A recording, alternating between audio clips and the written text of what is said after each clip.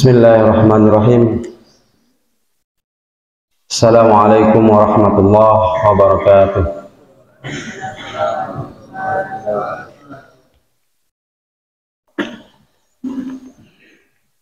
Innal hamdalillah nahmaduhu wa nasta'inuhu wa nastaghfiruh wa na'udzu billahi min shururi anfusina wa min sayyiati a'malina.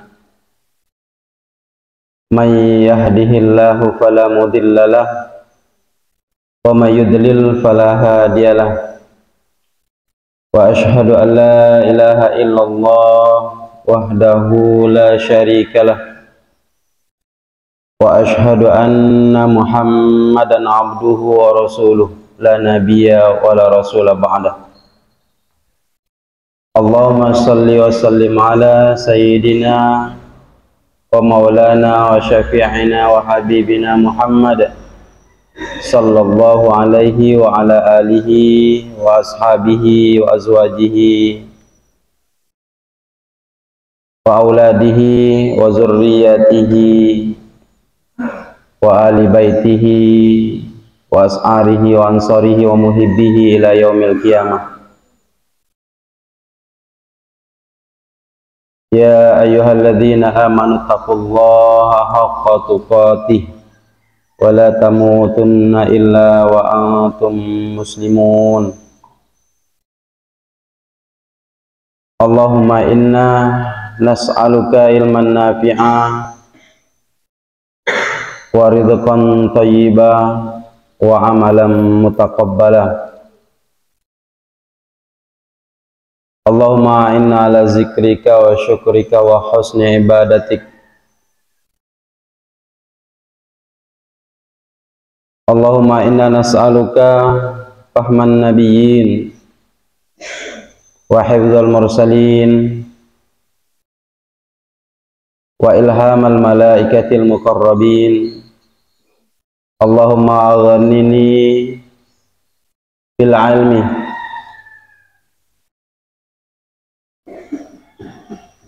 wa zayyinni bil hilmi wa akrimni bit taqwa wa jammilni bil afiyah bi rahmatika ya arhamar rahimin. Allahumma ja'alil qur'ana rabi'a qulubina wa nura sudurina wa jalaa ahdanina wa zahaba humumina wa humumina wa sa'iqana wa dalilana ila jannatika jannatin na'imi bi rahmatika ya arhamar rahimin. Allahumma aslih li dini alladhi huwa ismatu amri wa aslih li dunyaya allati fiha ma'ashi wa aslih li akhirati allati fiha ma'adi ilaiha ma'adi waj'alil hayata ziyadatan li fi kulli khair waj'alil mauta rahatan li min kulli syarr. Mari pada ba'da salat subuh ini kita bersyukur kepada Allah SWT atas limpahan karunia nikmat kepada kita semua. Alhamdulillah kita telah melaksanakan salat subuh secara berjamaah. Mudah-mudahan kita mendapatkan apa yang telah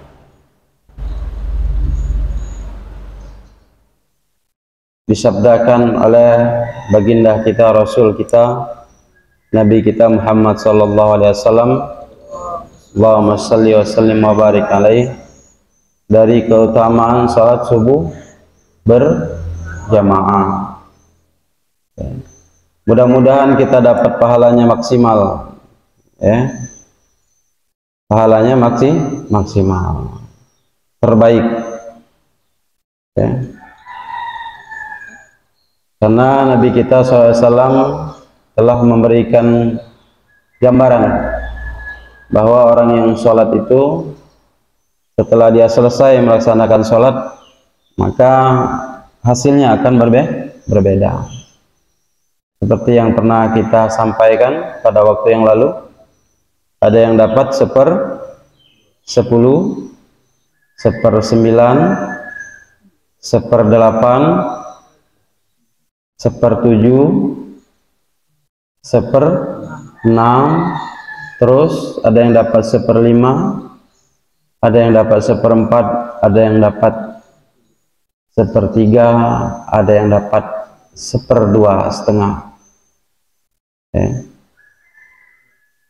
Mudah-mudahan kita dapat yang maksimal, tentu dengan persiapan yang maksimal.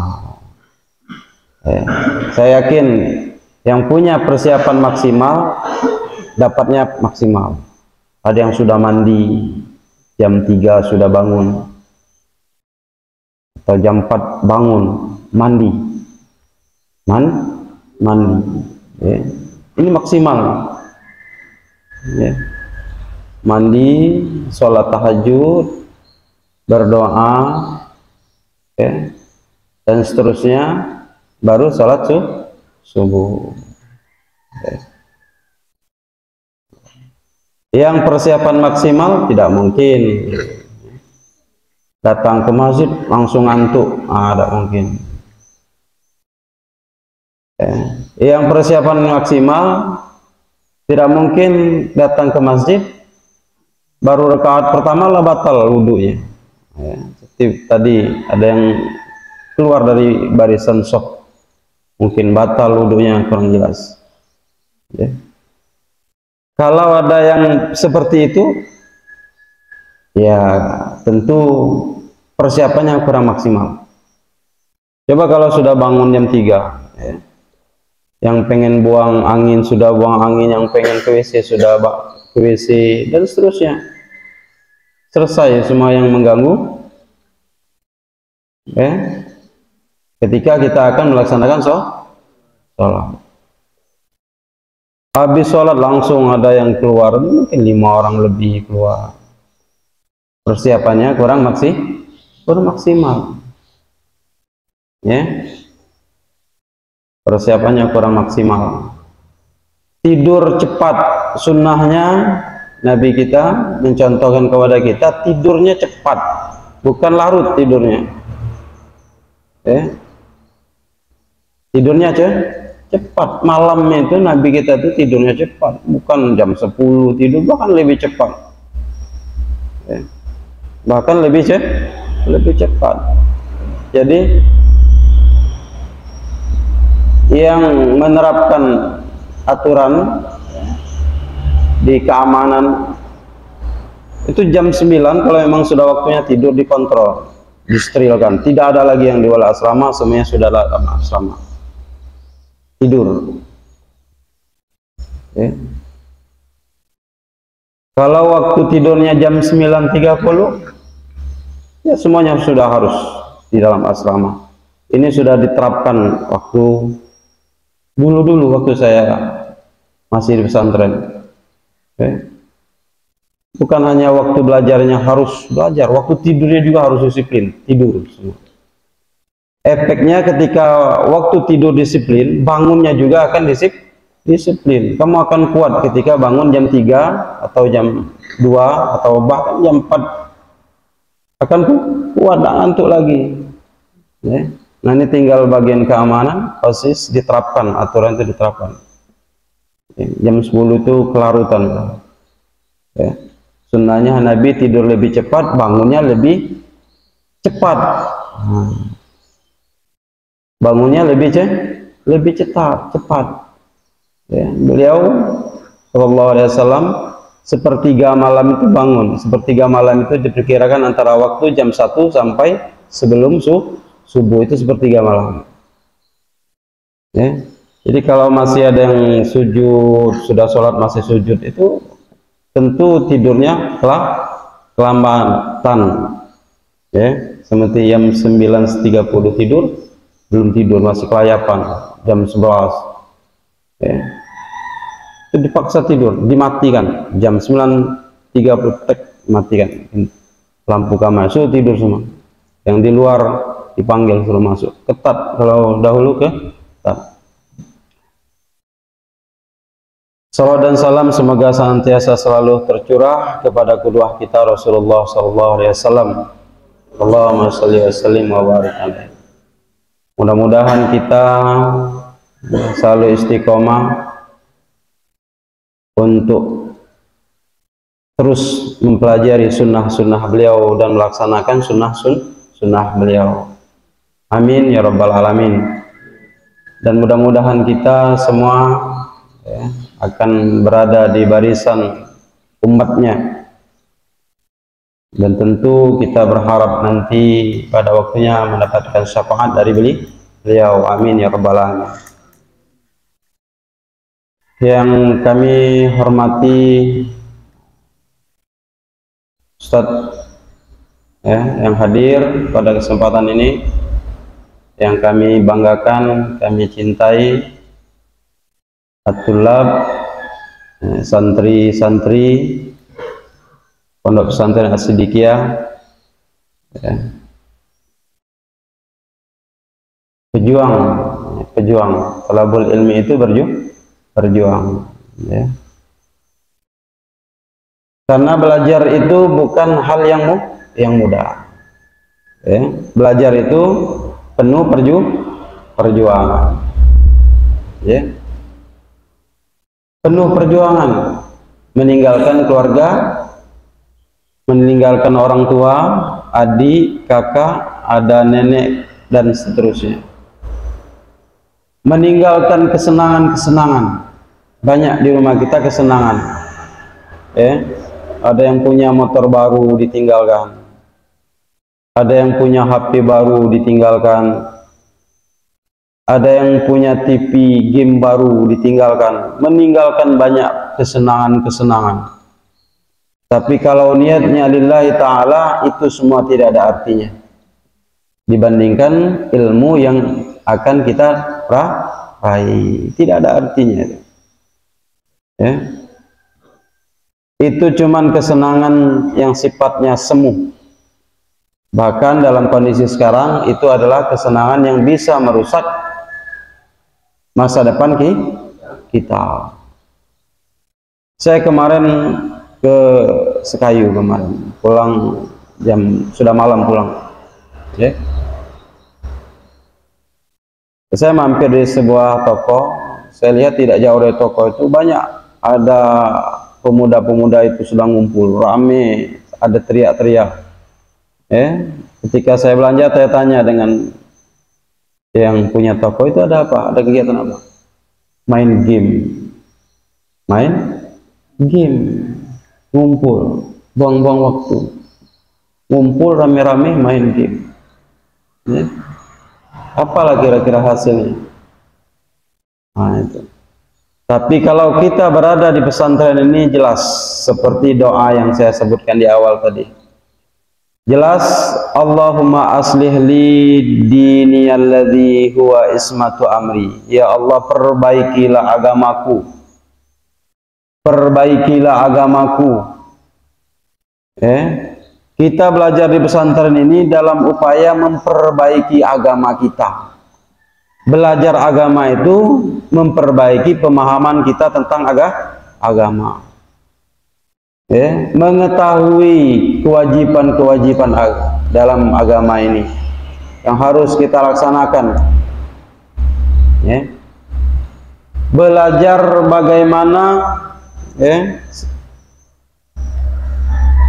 dan apa saja yang harus kita jauhi sesuai dengan ajaran agama.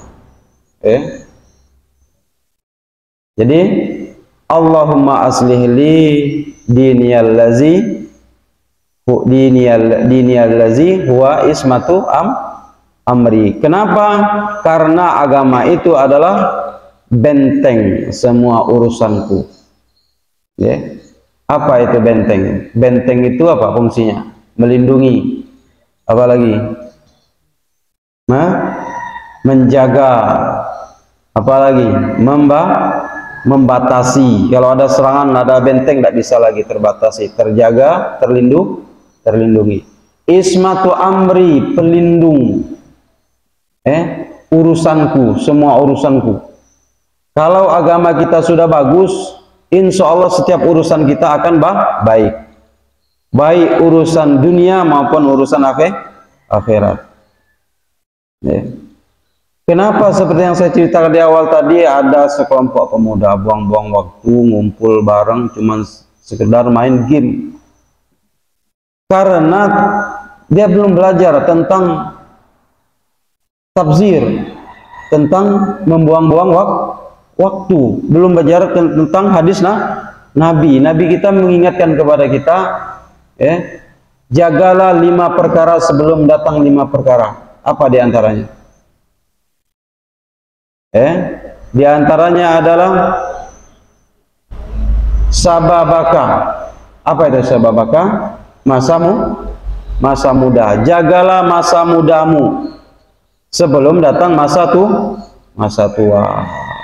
Ini pemuda-pemuda ini pemuda-pemuda, jadi perlu dipikirkan, perlu dipikirkan.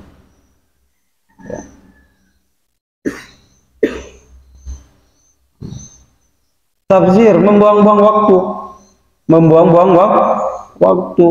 Orang di sana sibuk, waktu itu penuh perhitungan, penuh perincian, dari menit ke menit, dari jam ke jam, dari hari ke hari, dari minggu ke minggu dan seterusnya, penuh perhitungan. Dihitung, hari ini sudah berlalu sehari, apa yang saya hasilkan?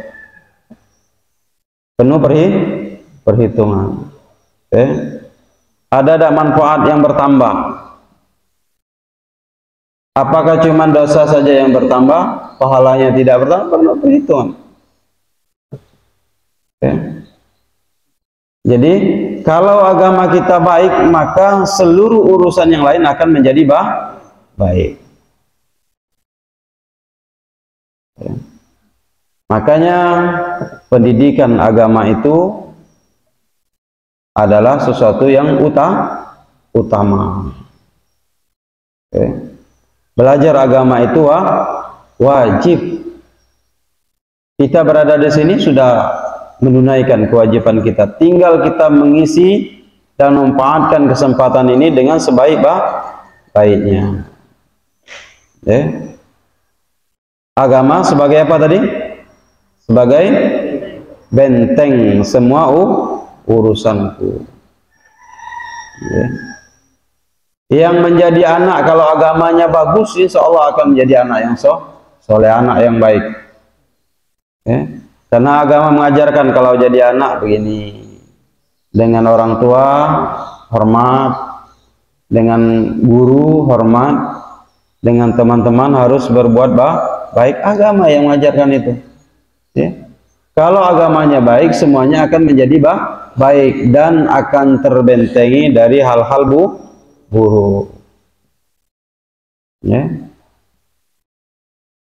Itu. Jadi ini perlu diperhatikan oleh keamanan organisasi, dilihat, jangan melihat ujungnya saja. Kenapa nanti diperhatikan anak-anak kita ngantuk kalau sudah subuh, bahkan waktu subuh? Karena tidurnya telat. Berarti waktu tidur harus diketatkan. Datang bel tidur semua harus tidur. Jika perlu dipercepat waktu tidurnya. Kalau jadwalnya di situ sesuai aturan jam 10, dicepatkan jam 9 tidur.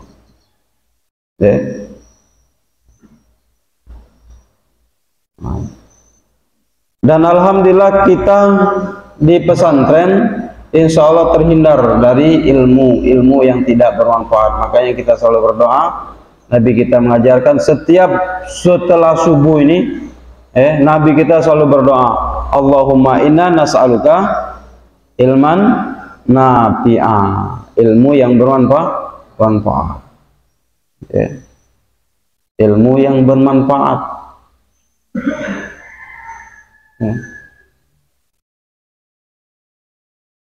Itu. Dan kita alhamdulillah ba'da subuh selalu kita membaca zikir. Tapi sayang, zikirnya harus tuntas seharusnya. ya.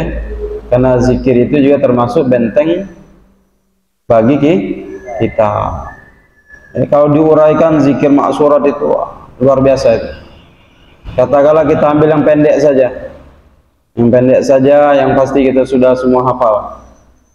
Apa? A'udzu bikalimatillahi tammati min syarri ma khalaq. Pendek kan? Itu kalau dibaca itu sudah cukup, sudah mencukupi bagi seseorang yang membacanya 3 kali pada waktu pagi akan dilindungi Allah SWT sampai sore. 3 kali. Saya ingat guru saya, Ustaz Taufiqul Fatah, pernah menceritakan kepada kami pengalaman gurunya. Guru kami, beliau menjelaskan, menceritakan pengalaman gurunya. Gurunya biasa, kata beliau, setiap hari rutinitasnya mengajar di pesantren. Setiap hari itu dia juga melaksanakan tugasnya, yaitu mengajar. Pagi-pagi keluar dari rumah, pakai sepatu, berangkat ke madrasah. Tapi ada yang beda pagi itu. Ada yang beda, kata beliau pagi itu. Selama perjalanan sampai beliau mengajar sampai pulang, ada yang beda. Di sepatunya itu seperti ada yang menggelitik-gelitik itu, bergerak-gerak. Tapi beliau tidak pedulikan, tetap jalan mengajar sampai pulang.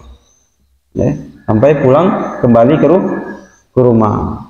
Setelah sampai ke rumah, penasaran, masih ada yang gelitik-gelitik. Ketika sepatu dilepas, dikeluarkan, ternyata isinya ular. Isinya ular yang berbisa.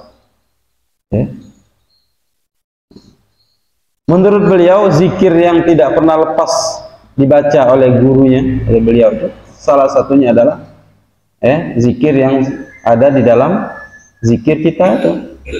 A'udzu bikalimatillahi tammati min syarri ma khalaq. Baca 3 kali. Habiskan. Jangan depannya aja dibaca sampai akhir, tuntas. Dituntaskan sampai akhir. Maksurat itu kalau dahulu dari awal sampai akhir dibaca. Bahkan sampai pernah kita membaca maksurat kubronya, bukan yang sugronya saja. Ini yang sugronya saja tidak tuntas.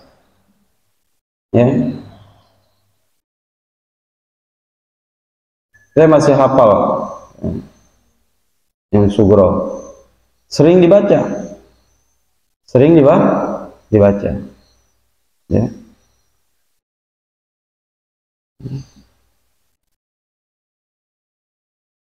Nah itu. Yang pendek berikutnya apa? Zikir yang sering kita baca tapi jarang, kadang-kadang kita lalai. Bismillahirrahmanirrahim. La yadurru ma'asmihi say'un fil ardi wala fis sama'i. Kalau kamu baca artinya luar biasa zikir itu. Dibaca 3 kali, tidak ada yang akan memudaratkan kita dengan menyebut nama Allah di langit, yang ada di langit maupun yang ada di bumi. Nah ini zikir nih, sujud. Zikirnya kurang zikir. Anak pesantren itu zikirnya hebat itu. Luar biasa seharusnya.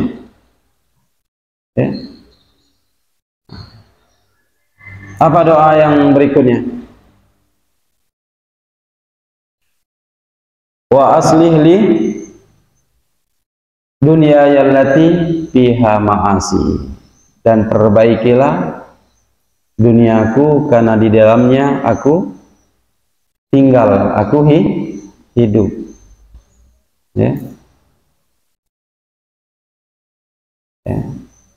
Jadi memohon kebaikan dunia itu banyak. Yang kita makan adalah sesuatu yang baik, kita menjalani kehidupan dalam kehidupan yang baik, rezeki yang baik, tempat kita tempat yang baik, pergaulan kita juga pergaulan yang baik. Nah, ini kita mohonkan selalu, kita mohonkan terus kepada Allah. Ya.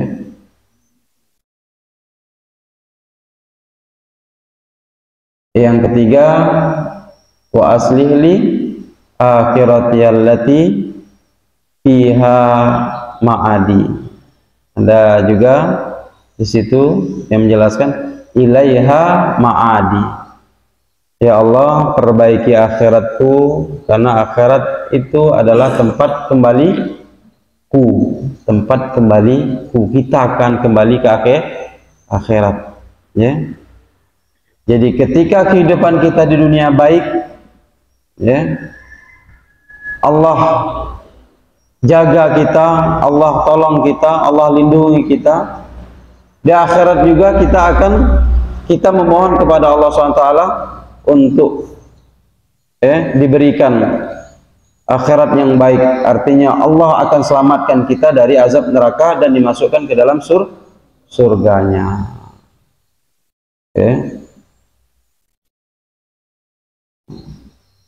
Itu dimohonkan, dimohonkan kepada Allah. Tentu setelah ikhtiar, setelah kita berikhtiar, berusaha semaksimal mungkin. Kita di pesantren ini sudah pas posisinya, 5 waktu terjaga, 5 waktu sholat terjaga. Ada kewajiban zikir, ada kewajiban tilawah Quran, ada kewajiban tahfizul Quran, ada belajar tentang akhlak, tentang adab. Cukup, tinggal kita menerapkannya. Pas ketika kita selesai sholat, kita selalu berharap kepada Allah SWT kebaikan agama, kebaikan dunia, kebaikan akhirat. Tapi kalau cuman berdoa saja ikhtiarnya kurang, nah ini bermasalah. Ini akan menjadi bermasalah. Ya Allah, aku mohon kepada mudahkanlah aku belajar agama. Tapi sering begadang, tidur jam 11 baru tidur. Akhirnya ketika bangun waktu semestinya kita bangun karena rutin, tahajud itu bagi anak pesantren itu sudah seperti wajib itu. Seharusnya kita bangun pada waktu tahajud, ternyata tidak bangun. Tidak bangun. Kurang siap ketika akhirnya karena terlambat bangun, sholat subuh kurang siap. Setelah sholat subuh pun kita akhirnya masih pengaruhnya, ngantuk berat. Itu seperti yang di sebelah lomba. Nah, ini perlu jadi catatan, termasuk hal yang harus diperhatikan. Jadi evaluasinya dari awalnya, jangan evaluasi ujungnya. Ikhtiarnya bermasalah, doanya sudah mantap, sudah bagus doanya, tapi ikhtiarnya bermasalah. Pengen jadi penghafal Quran, pengen seperti Ustadz Nofis, pengen punya hafalan banyak, ikhtiarnya kurang. Nah, ini yang bermasalah. Murojaahnya kurang. Doanya tadi sudah mantap, sudah hafal setiap sholat.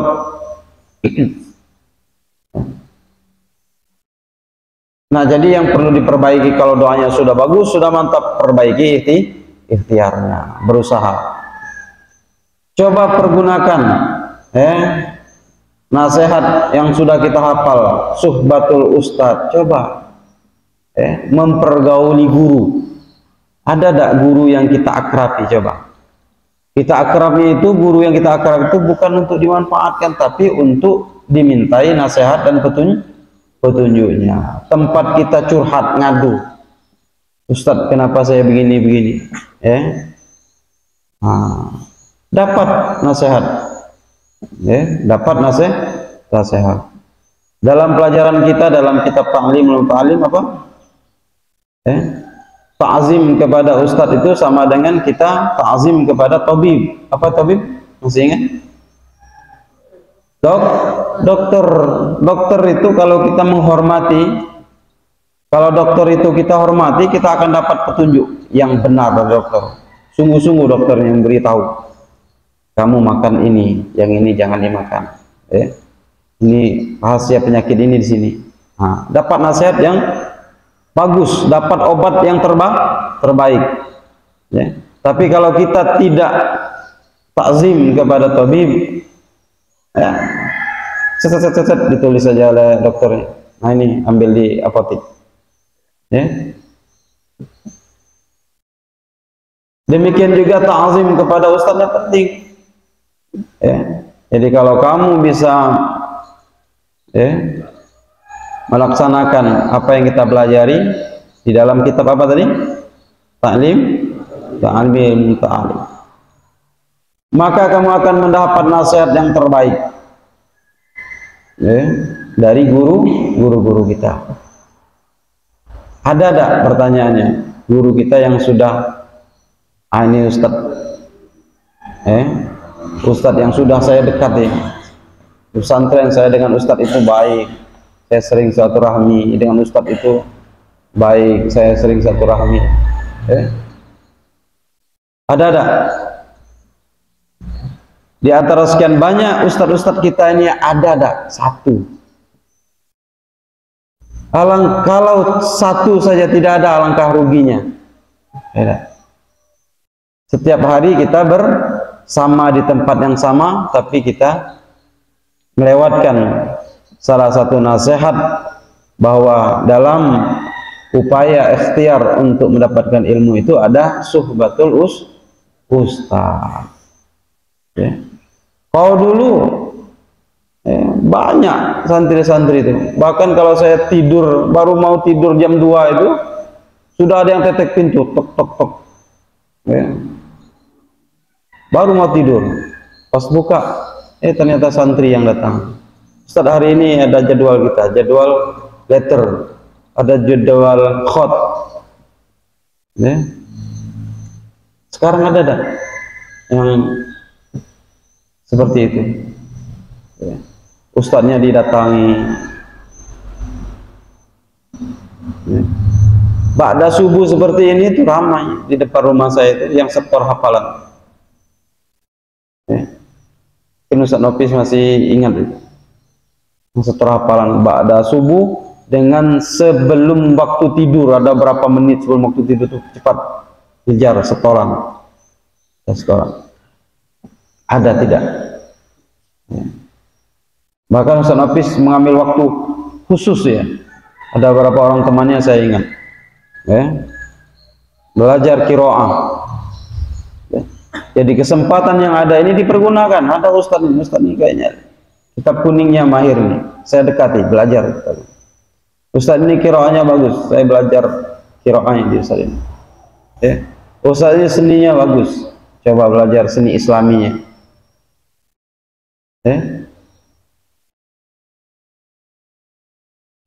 Jadi waktu yang berjalan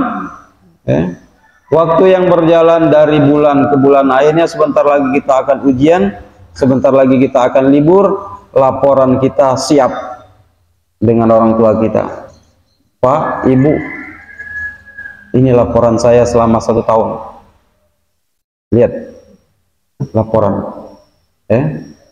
laporan di atas kertas, laporan sehari-hari kita perlihatkan kepada orang tua kita. Seperti yang pernah saya sampaikan kemarin, kita cukup menjaga apa yang sudah kita tradisikan di pesantren ini, itu sudah cukup.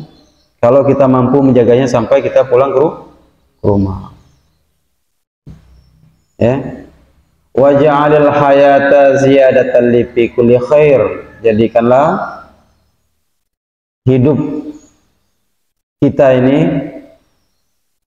terus menambah kebaikan-kebaikan, bertambah umur kebaikan bertambah. Seperti yang saya katakan di awal tadi, harus penuh perhitungan. Umur bertambah itu apakah dosanya yang bertambah, apakah pahalanya yang bertambah? Ya. Penuh perhitungan, memohon kepada Allah dengan selalu ikhtiar. Ya.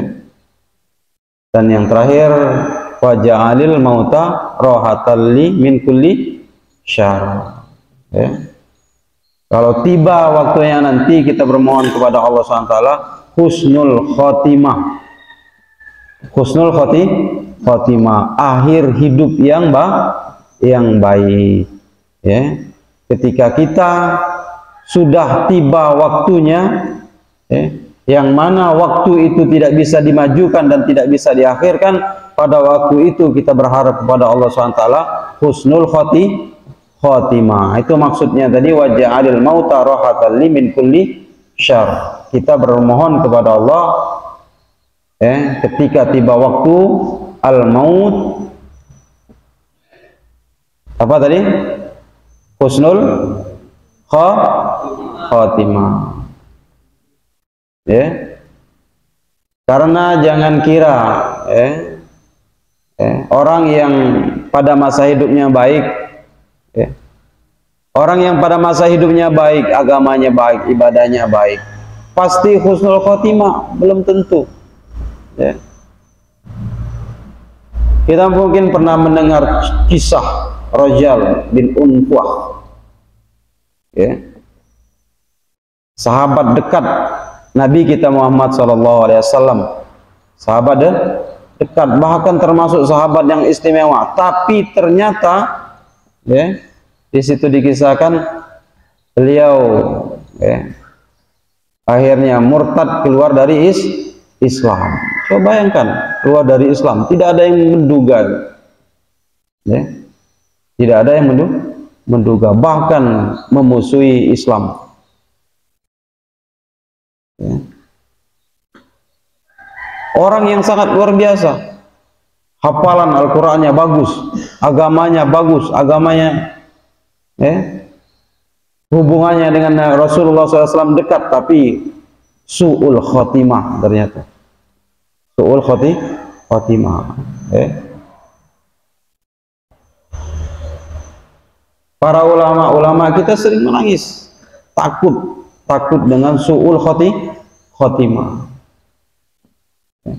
Khawatir, bayangkan, apalagi kita. Jadi doa ini kalau kita hafalkan adalah doa yang luar biasa, apalagi kita iringi dengan ikhtiar yang maksimal, ikhtiar yang terbaik, upaya yang terbaik dari diri kita sendiri. Coba lihat, perhatikan diri kita sekarang. Apa kira-kira yang bermasalah pada diri kita? Cari solusinya. Solusinya. Ya.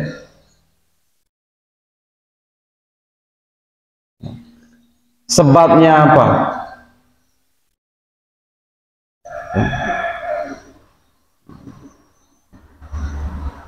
Sehingga kita menemukan titik masalahnya di mana. Akhirnya kita bisa mengatasi masalah yang sedang kita hadapi sekarang ini.